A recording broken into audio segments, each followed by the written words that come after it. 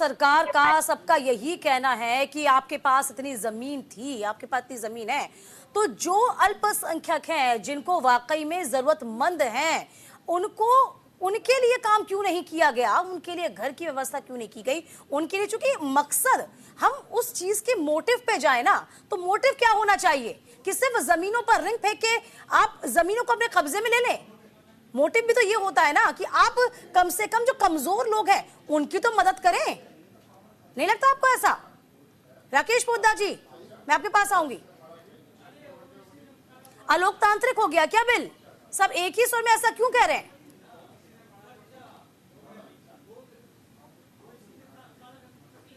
राकेश पोद्दार जी, आपकी आवाज, आपको आवाज पहुंच पा रही है मेरी?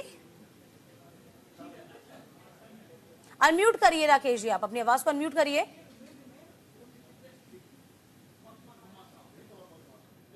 तमाम अतिथियों से हम जुड़ने की लगातार कोशिश करें एक एक करके, तो फिलहाल देखिए आपको बता दें।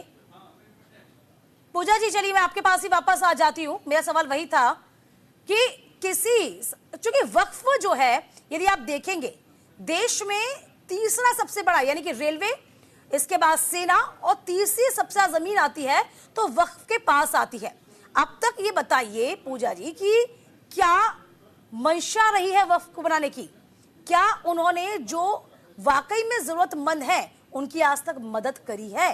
क्या उनको घर बना के दिए हैं? ये बताइए। किसी जमीन को कब्जा था? हाँ, ये नैरेटिव फैलाया जा रहा है, ये तो झूठ फैलाया जा रहा है।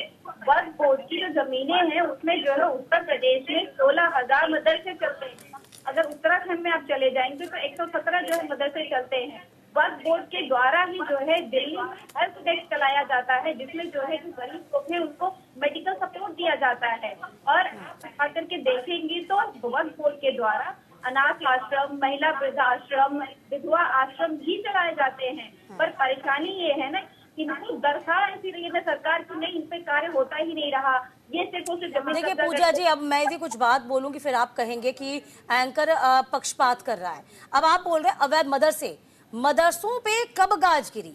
मदरसों पे तब गाज गिरी है जो अवैध हैं, जिनका रजिस्ट्रेशन नहीं है, ये आपको हम सबको पता है। जो प्रॉपर तरीके से संचालित हैं वो चल रहे हैं, उन पर तो रोक टोक है ही नहीं। लेकिन अब आप उन मदरसों की आड़ में बच्चों को बरगलाने की कोशिश करें, देश का भविष्य खराब करने की कोशिश करें, तो क्या ऐसे मदरसों को आज्ञा दी जानी चाहिए कि वो चलें? उत्तर प्रदेश में कितनी ही जगह आपने भी देखी होगी ना, कि नहीं देखी पूजा जी?